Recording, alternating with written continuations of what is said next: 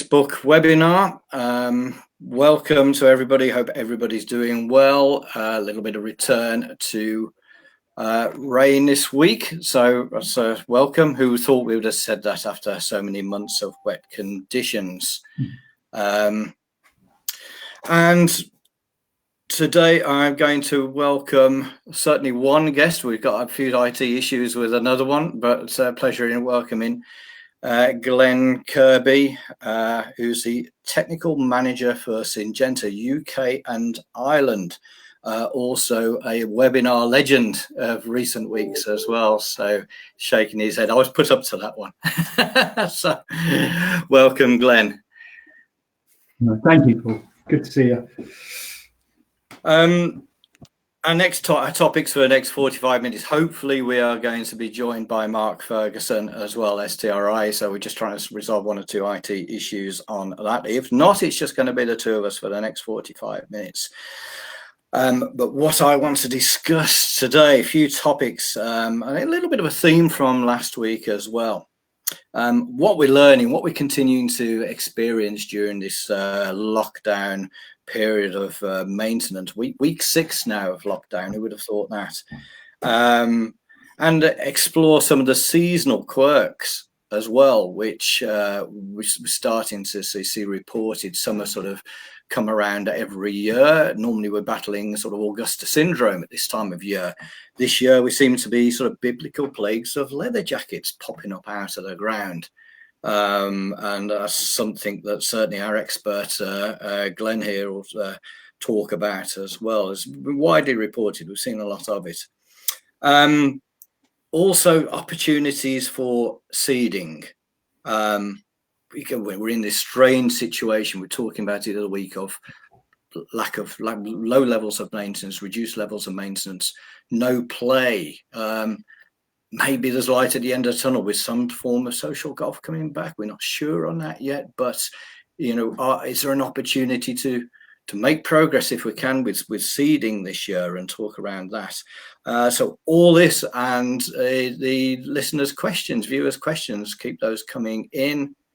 Welcome to everybody joining. So, Glenn, I'm going to hand over to you. I'm going to sort of pose a question in terms of, I listened to the webinar you did the other day on growing degree days. I was going to ask Mark Ferguson what the weather is like at Bingley, but you might have some information on that at the moment. Yeah, we're in the process of launching a growth degree day tracker at Syngenta on our website. So it's something I'm debugging at the moment and just working through it. So I'm paying a bit of attention to growth degree days across the country and having a look at what goes on. And I'm pleased to announce that you've managed to locate the STRI at probably the slowest growth area of the country. And it kind of feels like that whenever I'm stood up there on the side of that hill. Yeah, it's pretty slow up there. If you start looking around, if you move towards the coasts and southeast, southwest, you see significantly more growth than you're probably seeing up there at the moment, which is interesting when you're trying to put a spring trial in, because I think spring lasts twice as long there as it does anywhere else. Yeah, I'm not seeing much moving. Annual meadowgrass is just sat there, just not wanting to do anything at the moment. Maybe that's a good thing with maintenance being so low. It's been cold. It's been dry. The cold nighttime temperatures, Glenn, that plays quite a big part in GDD. Yeah, GDD is based on your high temperature and your low temperature, and it's a very basic model for trying to time things and kind of work out growth. It's got its limitations, but there's so many more factors to just the low temperature and the maximum temperature, which GDD is predicting. If you start looking at it for how long during the periods of the day are they there, what's that soil temperature doing? And I think we go through these Aprils, these kind of dry, desiccating Aprils we see now, and put a lot of these things down to the temperature. But I think how dry it is has as large an impact as well on that. It's not unusual now to see these dry, cold Aprils, and I don't think you can separate temperature out from moisture. It's all connected, and it's been a brutal April on the back of a brutal winter. It's been a really tough period for everybody, guys, out there. Yeah, the moisture content. I'd be interested if we get any body wishing to sort of send some data in what they've been seeing. I'm sure everybody's been relying on irrigation, which is probably not ideal at this time of year. But I saw the other day moisture in a bowling green down to 3%, localized dry patch set in already. Yeah. And then you sort of people, lots of social media activity today with the return of rainfall, getting out there, trying to get the wetting agent on, trying to get it right down into the soil.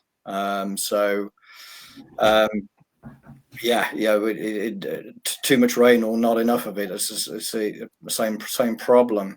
I think going through these springs, those low moisture contents can sneak up on you quite quickly.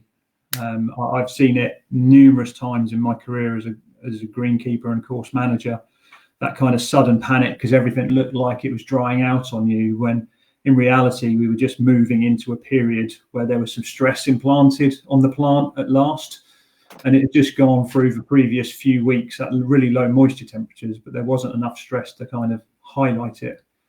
So it can really sneak up on you through this period, and then all of a sudden you hit that warm couple of days, that long period of light, those longer day lengths, and all of a sudden the stress, it becomes much more visible. Yeah. It's just quite often here people say, I don't want to put irrigation on it. The water's cold. The water in the tank or out the ground is just cold. We're never going to replicate sort of uniform acidic rainfall, but I guess there's probably a danger point between sort of resisting using that irrigation. Because is it cold? Is that going to do any damage? But probably more damage done by just letting everything go to wilting point, or letting the localized dry spot come in. Yeah, I mean, I've been doing a bit of work with some soil moisture probes that are buried in the soil, and they're updating every 15 minutes and sending that information out. And they'll measure moisture, which is primarily why I put them in, to get my head around the impact of wetting agents. But it's also logging temperature as well. And one of the things that I found really interesting is how much the temperature does fluctuate through the day. And throughout my career, I've kind of always assumed and been taught that soil temperatures are much more stable than air temperature. And you could put your probe in at 12 o'clock and that would be fairly representative of the day's soil temperature. But actually, I'm finding, particularly in sandy surfaces, in that top 3-4 inches where most of your roots are going to be, that soil temperature mimics the air temperature almost identically. There's very little difference between your minimum air temperature and your soil temperature. Tiny little bit of lag. So I think this kind of idea of cooling soil temperatures down, now we've got the technology to actually monitor those soil temperatures, I'm seeing it's probably not quite as factual as maybe I believed running into that. Okay, it's interesting.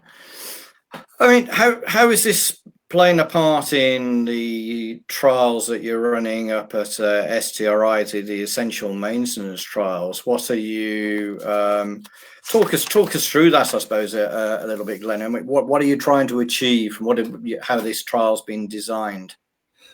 Well, we've worked really hard to try and put a trial into the ground at quite short notice that is going to replicate some of what's going on out in the field at the moment. We recognise there are some real challenges that people are facing in the field now, and it's a different period. So traditionally we'd be using something like our growth regulator Primo Max as a plant benefit, as something that was going to help us manage that sward much better, to come up with a better putting surface.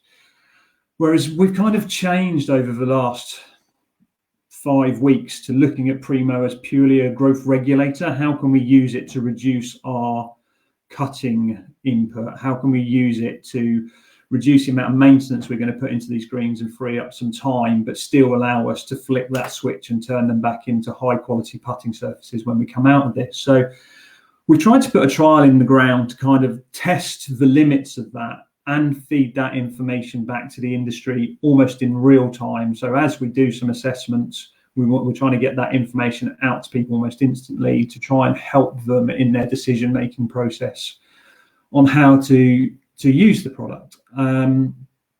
So we've got a number of Primo applications in the ground. We've got some that we're applying on 7-day windows. We've got some that we're applying on 50 growth degree day windows. And we've got some that we're applying on 100 growth degree day windows. And we will adjust it as we go through it to try and tweak and guide people the best way possible to come through this. It's a really interesting trial. We're only 10 days into it, and we're just about to put the first set of data out. In fact, Mark's probably busy on his computer writing that up for me rather than joining us on this call. So, now. Yeah. It's been really interesting so far. The thing that's come out of it so far, and I think we're only on day 10, we have 3 sets of cutting strategies in place. So we've done the same trial over 3 plots, and on one of the plots we're cutting it 5 times a week to try and replicate what would be normal for that kind of area and a normal kind of golf course. On one of the plots we're cutting 3 times a week, and on one of the plots we're cutting once a week. And the thing that I'm finding fascinating that's come up instantly is the plant health, the condition of the turf is far stronger in the plot that we're only cutting once a week. It's a far healthier plant than in the other 2. Okay. And that you forget sometimes that often the way to create a healthier plant is to do less to it. And a lot of the tools we use and a lot of the things we do, we're not actually trying to create a healthy plant. We're trying to create a putting surface. And a lot of the products we bring to market are there and can be used to improve plant health. But as an industry, what we've done, and I did this as well, we've used these opportunities to improve plant health so that we can push how far we push them, so we get a better putting surface on the back of it. Because generally, course managers don't like a healthy sward. They like a sward that's got a little bit of stress imparted on it, so that it's just that little bit better than it would be if it was healthy. If all we were looking to do was develop healthy turf, we would manage it very differently to how we're trying to manage a high quality putting surface. And it's just reminded me of something that's quite obvious and basic, but I think we're all guilty of forgetting about sometimes. So if we've got the potential of play coming back in, whether it's through May, obviously when it's safe, what shape or form that's going to be. The reality is, with my golfer's hat on now, Glenn, and you and I have both been at the other end of this as a managing golf course. With my golfer's hat on, can we see it coming? Well, they look great, but boy, they don't play well. I see this in bowls. I'm going to use the bowls now. Go back into bowls again here. Coming out of winter, you go into the season. The green is slow. Heavy is the term in bowls. It just doesn't play well. Why is that? Because it hasn't had feet across it from time. It hasn't had that regular maintenance. They look great because we haven't had sort of winter wear. A bit mossy because we haven't had winter wear as well. As soon as you take traffic away, moss can be a real problem. But are we in the same situation we could be within with greens looking healthy, as you say, but we're not on that sort of performance edge that we've been normally looking at? No, I think you're right. I think there's definitely potential for the moment we flick that switch and get golfers back out there. There's definitely potential for those surfaces to look healthy and be healthy, and potentially deeper rooting and better sward density, etc. But that doesn't necessarily mean playing well. There is a real difference between the 2 things. Now, I think the question for me isn't, are they healthier or aren't they healthier? It's what can we do and how quickly can we turn them back on?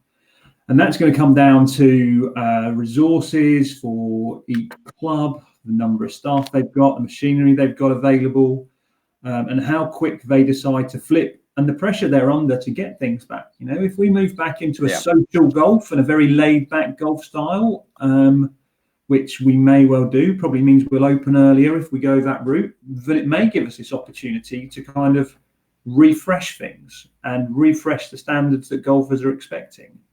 But if we do move back into this kind of competitive golf immediately, then we may see something different. I don't know how we're going to come out of this, but when did we ever lose social golf? Do you remember the days when it was sort of non-qualifying competitions, and yet all of a sudden, I think the handicap system changed. We're going back years now, but handicap system changed, and it was sort of qualifying all of the time. There was never that sort of relaxed golf. It was sort of it became. That's when I think so this performance all of the time, expectation. So we got a question here from Richard. Hi Richard. Hope you're well up there. Wise words. I think he must be talking to you there, Glenn. We do forget that we're trying to achieve, but trying to create a surface. We will all use this awful situation to see how we can manage things slightly differently and not lose the standard. Adapt to overcome. I think that's quite right. That the whole media is talking about the new normal. Are things ever going to go back to how they are, how they were? This year will be different. I see. So yeah, maybe this sort of 24/7 sort of competition golf. Maybe we'll become a bit more relaxed from it. I don't know.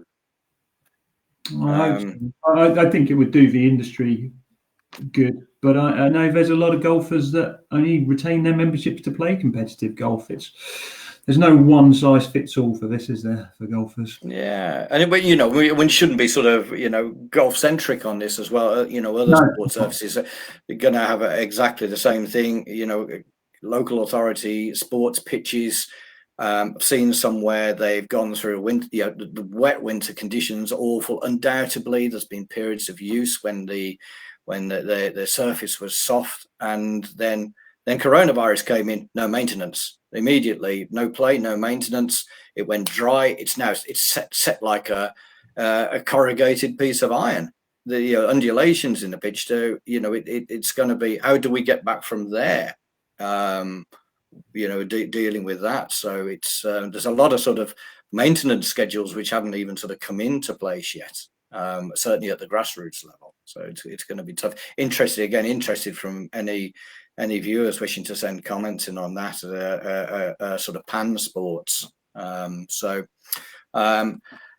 a message here from Glenn Stone. Hi Glenn. Is this also the gibberellic acid slowing down and the protein making plants stronger with Primo? Yeah, so there are benefits to using Primo, of course. That's the purpose of putting that on. But when we put these trial plots together, so we'll have a number of different treatments in there, and we'll always have an untreated control in there too. So in these areas of 1 cut a week, 3 cut a week, 5 cuts a week, there'll also be untreated controls in there so that we can look to see the comparison if we hadn't put these products in. And we're seeing those same plant health benefits in those. So even across the board, you can see a marked improvement on turf health by only cutting it once a week through this period. Now, as we go through it, that will change slightly. 1 cut a week, once we move into some serious proper growth, will probably be the one that starts to look a bit scalpier and a bit less healthy, and it will kind of move into that middle range. But just something that I've forgotten more times than I care to mention. Sometimes the best thing to do with turf is leave it alone, but that's not always what we're allowed to do. It's just something that you now have this unique opportunity to do that you probably didn't have before. You gave us a sneak peek, Glenn, of what you've seen to date, maybe with the sort of the 1 cut per week looking healthy, but with that discussion over healthy compared to something that's going to sort of transition to performance. What's your gut instincts? What do you expect to see? I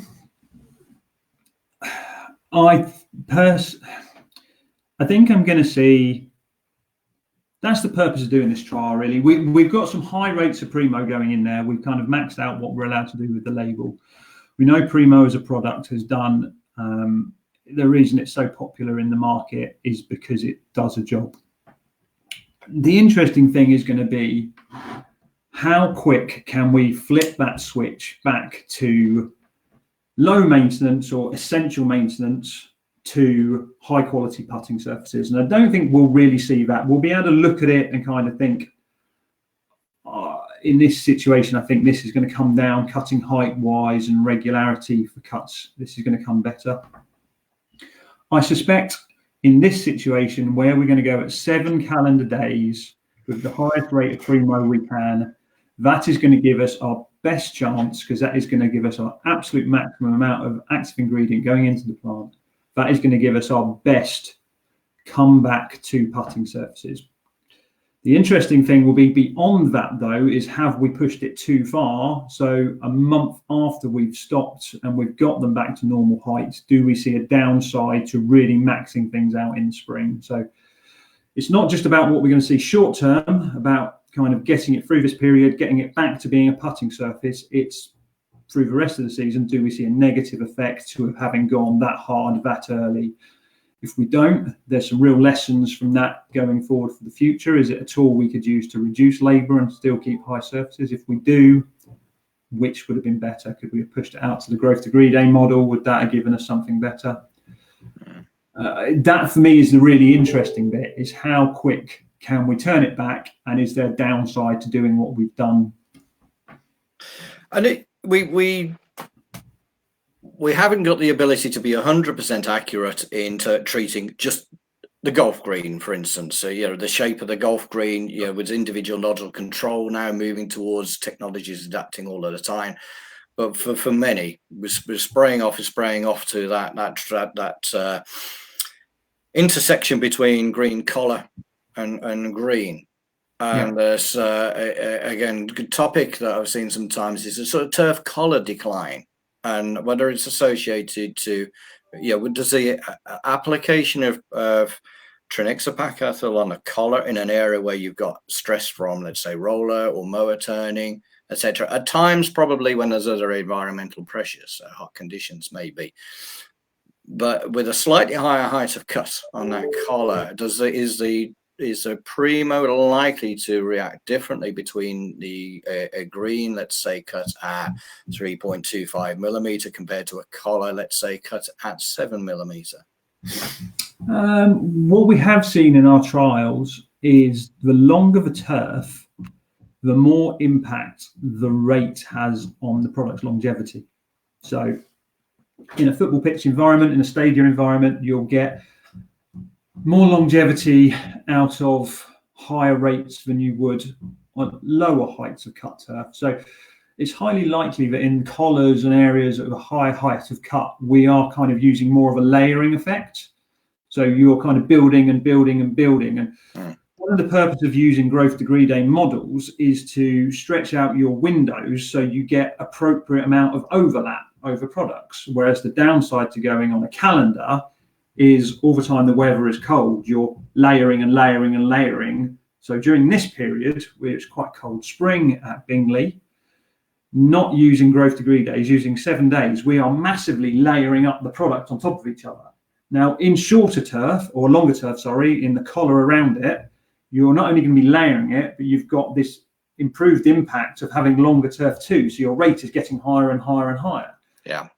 At the same time as you've got all the stresses that go on in your collars, which are triples that are turning, rollers that are changing direction, hand mowers that are spinning, all of those things impart an additional amount of stress on something that probably doesn't get the maintenance input that something only a few feet away from it does. So there's definitely value in all of that. So would I be correct in say, to counteract that potential collar decline, then you could sort of a bespoke target application of additional nutrition into that collar area might help that situation? Again, I think it all boils down to we're probably only going to likely see it in sort of periods of high stress, environmental stress maybe, or so intensive sort of competition tournament management. I think if we could. Yeah, I always toyed with putting getting a push spreader out, a drop spreader, and doing a controlled release on my collars just to try and move things forward. That's something I always thought about, but it was one of those things that I would have loved to have done. It was always on my list, and I never actually got round to because there was more important things like emptying the bins or cleaning ball washers, wiping bird muck off the benches. Whoever thought of these things that would get in the way of the real interesting stuff? They're the reality of doing it. So. Okay. The value was the best benefit was always being on my team about turning mowers properly and taking big wide turns. And I had a great team who really worked with me and got on me more than I did than them about those kind of things. But we had some really tight greens up against bunkers, and I saw that impact far more in these areas where you were very limited on what you could do and where you could turn, and you had some little awkward places for rollers where you would change a direction and you would get that little bit more wheel spin off the roller than you wanted to, and you would see this kind of accumulated effect of stress in those areas. And I think there's a real value in a team that take their time and do those things properly. I think sometimes we underestimate the damage that we're imparting on turf. You see, I think I've seen an increase over years where, you know, maybe with increased use of sort of turf irons, you know, the on-off rolling turf iron, great to play their part, you know. But I think go back to some of the disturbance theory sort of review work that we did. I think it was more damaging on sort of the finer grass species than perhaps we thought, if over applied, or the stress of just going off. In an ideal world, we'd all be matting and stuff like that, but you know, it's and I think that comes back to what we were talking about earlier. You know, the less we do, the less stress we're implanting on it. But you look at what's now become part of normal maintenance. It's brushing, it's grooming, it's rolling, it's double cutting, it's freaky cutting, it's all of these things that we're putting in place to try and drive things forward, because we have all of these amazing products now that have allowed us to push the health of the plant a little bit further. And in turn, we've chosen to use that to get an extra half a foot of green speed out of it, rather than maintaining the same green speed and actually having a healthier plant on the back of it. Now, there is possibly an opportunity that we may start using some of these products to gain that health back and keep it for ourselves. Fingers crossed. Okay. We've got some questions stacking up here, Glenn. So I'm just going to go back to one from Glenn here, keeping on the theme of the Syngenta trials here. When does the research become available? I'm guessing that's when Mark finishes on Netflix this afternoon instead of joining the webinar. So yeah, Mark did a video for us Monday, and I'm pretty sure that's his plan every Monday, to put a video together on what he's seeing. So that, I believe, went out today and is on our Greencast website, and should have gone out on social media today. So the visual video of what he's seeing, that should go out every Monday. He's also gathering the data, I believe, on Monday, and it looks like he's processing that at the moment and sending it over to me. And I'm going to try and draw some turf manager conclusions from what he's doing and try and sit kind of the role that I have, really. I'm not a scientist and I'm no longer a course manager. I kind of sit in the middle here and try and decode things. So hopefully I'll get some of that information this afternoon, and we'll ping that out to everybody, and it will be on my blog, and I think we're going to put it out on Greencast and the normal social media routine. Okay, so great. That's great news. I've got a question here, for a couple of questions from Jonathan, who I believe is down south, and the good news is that the POA has woken up, and with the differential growth will now level up as the temperatures increase, I sure. Be careful not to be over aggressive with the seed heads, as we do not want them spreading them. I guess, Glenn, we're heading into this period where, you know, if we're too aggressive on the opening up the sward, we create these sort of pockets for gaps in the sward for POA to do its thing. Yeah, we had that. We had a quick call earlier with Mark before he had his IT problems, and we were talking about seeding, weren't we? And is this a really good opportunity to get some seed in the ground with less traffic about? So therefore, would we have a better chance? And we're kind of talking about the positives and the negatives. And for me, overseeding is only really a strong benefit when you can make some really good seed to soil contact. And to do that, you've got to open up the sward. And at the moment with POA seeding, is that a benefit or a negative? And I'd be really interested to hear Mark's views on it. But I'm not sure it's a time where I'd be ripping into the sward and opening it up for seeding. But you know, I guess you know, and who knows? You know, do we sort of, are we going to be in this period of social play issues or less wear on sports surfaces? So with that in mind, if we've got that less wear, that less stress on seedlings, and maybe we can, for some sports pitches, we might be able to give them a little bit more water to encourage the seeding when you might be trying to balance that with play. We might have an opportunity here in a strange way to make get more success from seeding than maybe we have done in normal years.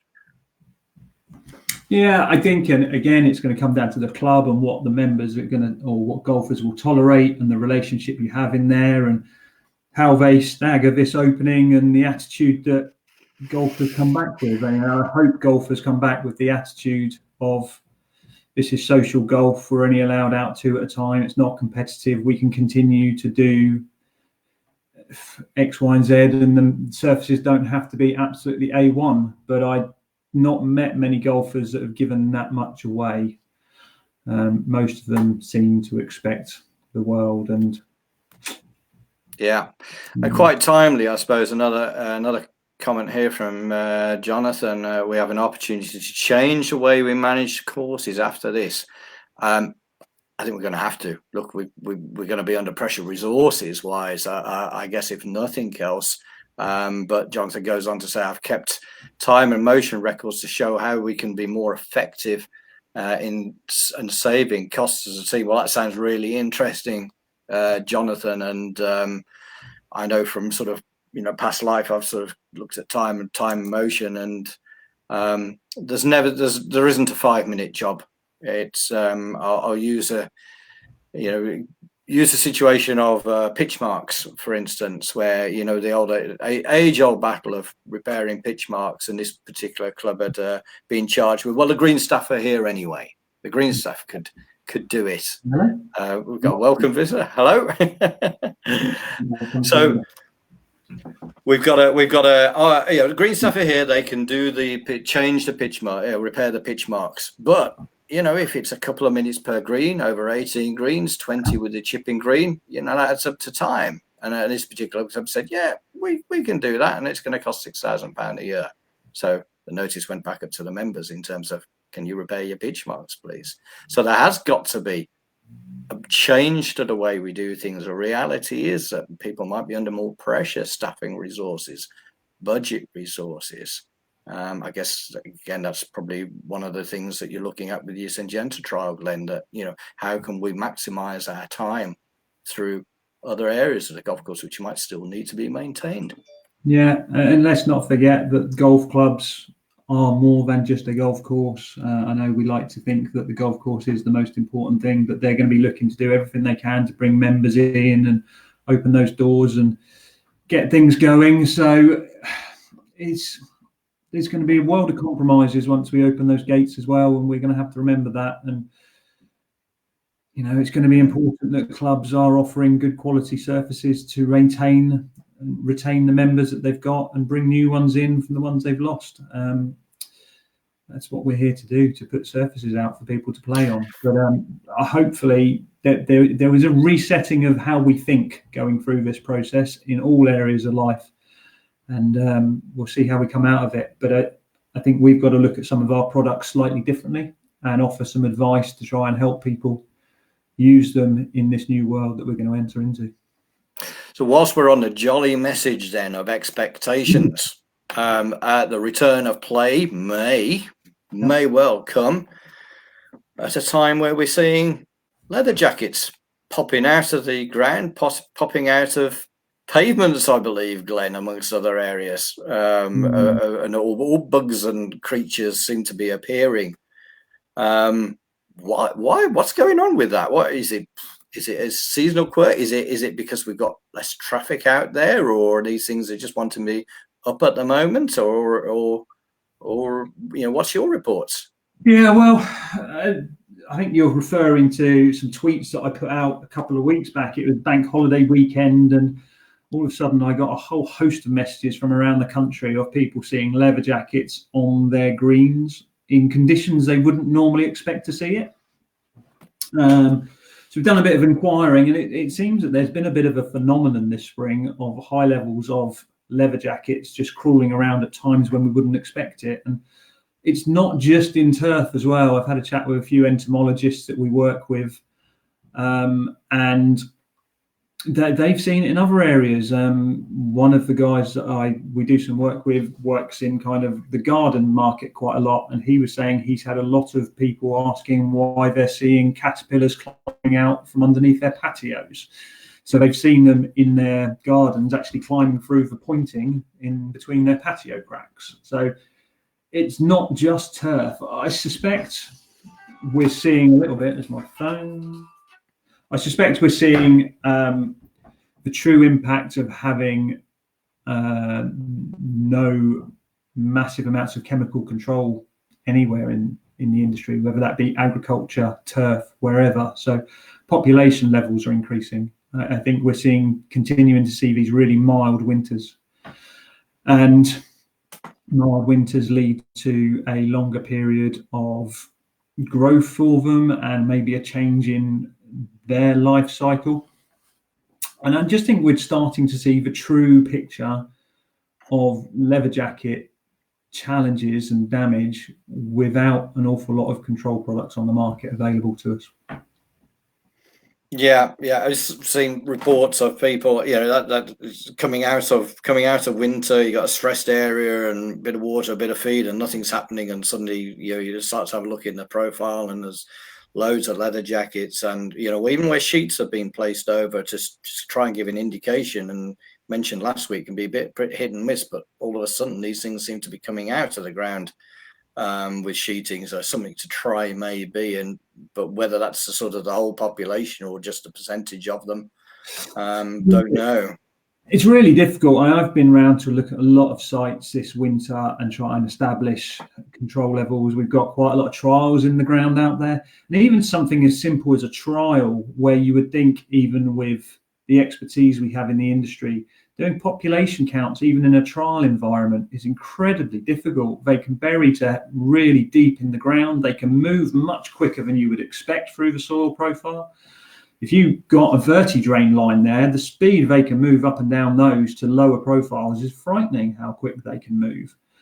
Yeah, it's just that they're hiding away. And it's really difficult to gauge exactly what your population levels are. And it's not until you kind of reach this late instar stage of their life cycle, when they really start surface feeding, and you start to see the levels of damage they can create. Now, what we've been able to do historically as an industry is just kind of wipe the slate clean every spring. We'll go out there with our chlorpyrifos, our cheap agricultural product, we'll wipe the slate clean, and then we'll start again.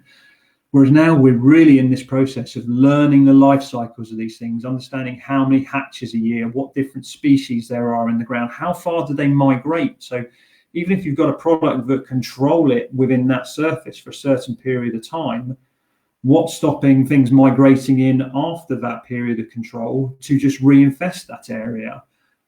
There are so many things we've got to learn about these if we're going to control them with what is an environmentally responsible product.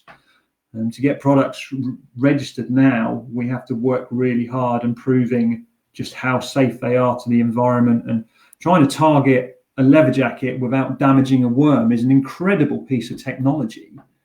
And that's the kind of thing we have to prove that we're doing now. But to expect that also to wipe out a whole population in just one hit is a very different story. So we've got a lot to learn. It's a long journey, this one, and there's going to be some pretty sad stories along the way, I'm afraid. But we are moving in the right direction, I think. Yeah, and the lines lit up as soon as we started talking leather jackets. So questions sort of come flying in, and people were sort of reporting. Jonathan says he'd seen them first attack in 13 years, never seen leather jackets on the greens before, hadn't picked them off today. So yeah, again, we're just seeing these things pop up. Dave Mycock there, we had 100 leather jackets on the surface of each green today. Sometimes seeing these sort of regional sort of, or sections of a golf course, but all over the place, in parks as well, we're seeing there as well. Message here from Carl Williams. Hi, Carl. I hope you're keeping well. Talking of leather jackets, Carl posted a great photograph of one on Twitter the other day. I don't know what you, I think you glued it to an aeration hole there, Carl, but it was a great photograph. But it says, I'm afraid, in my opinion, course managers, ground staff will continue to adapt as they do on a daily, weekly basis, but golfers will expect prestigious golf courses upon return. I'm a member of a golf club, and I'm getting emails regularly to tell me how amazing the golf course is going to be when I return. And I try desperately not to engage or even think about it. But from a general manager's perspective or the club's perspective, I'm a paying member, and they're going to desperately don't want to lose my income. So I can understand why they're going to create that message for the customer. It's tricky. Message from one of our regular viewers here, Eric, continuing on with a chemical question. Are there any indications how regulations may change with our departure from the EU? It's all gone quiet on that, hasn't it? What happened in the news to take us away from Brexit discussion? Or will the UK adapt to what we have had? Hi, Eric. It's an interesting one. Short term and immediate, it will be a simple copy and paste from all of the regulations in the EU over to the UK. Where things go longer term, we don't know. It would, I suspect, give us the opportunity to slowly move in a different direction. What direction that is, who knows? Traditionally, UK has been tighter and far more driven on the environmental things than we give them credit for. And even if there is a massive swing in a different direction, it still has to work for businesses to create a product across a European region. So I don't suspect you'll see any significant changes quickly. But maybe in a decade or 20 years' time, we may have moved in a slightly different direction. But in the short to mid-term, it will be a copy and paste exercise from any EU regs. I guess the sort of take-home message, Glenn, is I don't think it's going to become any easier, is it? Whether we're sort of out of the EU or whatever happens. Message here from Pete Nicholson on managed bowling greens, and I've heard mixed messages how to apply Primo Max. I've been told to add nitrogen with it. You'll get mixed messages because I guess there are 100 different ways of using Primo. It's a really versatile product. And like I said earlier, it's primarily a growth regulator, and that was why it was brought to the market. But we've used that product over the last probably 20 years now in varying ways. Now, what you'd probably do in a normal season is you would use Primo to dense down that plant, to tighten up the plant at the same time as you're putting nitrogen in there, because you would really want to kind of create this sward density at higher rates. And in some grass species, you sometimes see a little bit of yellowing with Primo if you don't use any nitrogen in there, which in a traditional environment, when you've got customers, is probably not what you want. So you can negate that with using nitrogen. However, it has no impact on how the product is taken into the plant. So in the situation at STRI at the moment, in this lockdown trial, we've used Primo without nitrogen and we've seen no negative effects. But traditionally, to couple that up with your nitrogen input to negate that yellowing and improve that sward density, yes, it's good sound advice, but there's no need to do it. Okay, I suppose that sort of partly answers Craig Berry's message here regarding the STRI trial plots. Has there been any fertility applied with the Primo? If so, what fertility and rate? I'm guessing you're looking at a range of things. Yeah, so we started it with there's a base program over the whole thing, and the base program is C-Max, ICR C-Max product, and Quilibra in there as a wetting agent, and that was all watered in. So that's there as the base program. We are now looking at how we go about putting our first fertility program in on top of it. We made the decision to start it on really low nutrition, and then the intention is to adjust the nitrogen program as we go through. We've already stumbled across a problem with that theory, because what we're now seeing is where we have 1 cut a week going on and we have 5 cuts a week going on, we're already moving into 2 very different fertilizer demand situations. So given if you had any one of those situations, you would start managing them slightly different. The one that's getting less maintenance is requiring less fertility than the one that's getting cut 5 times a week. So what we've got to come up with, and I think we've got a call booked in, it might even be what Mark's doing now. We've got to have a look at a program that's going to fit somewhere in the middle and do something for all of those trial plots. We've got all these different primo rates going on. We've got these untreated control. We've got varying amounts of cuts. And actually, we would probably pick out a slightly different fertilizer program for all of them. But we've got to find something that sits in the middle so that it's an even coverage over the lot. Otherwise, you end up creating this other set of trials where you have varying fertility going on, and all of a sudden this trial becomes massive and too big for us to monitor. Okay, I'm going to take one more question here because we're out of time, but we'll continue. We'll go into extra time just for a few more minutes. Question from Martin here. Hi, Martin. If we are seeing early season leather jacket activity, what are the acceptable threshold populations per meter squared?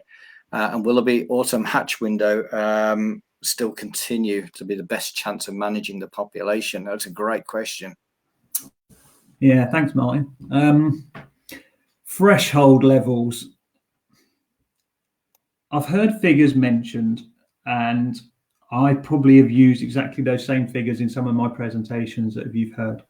I think the figures that I've used are somewhere between kind of, once you hit 30 a square meter up to 100, that's your kind of danger range.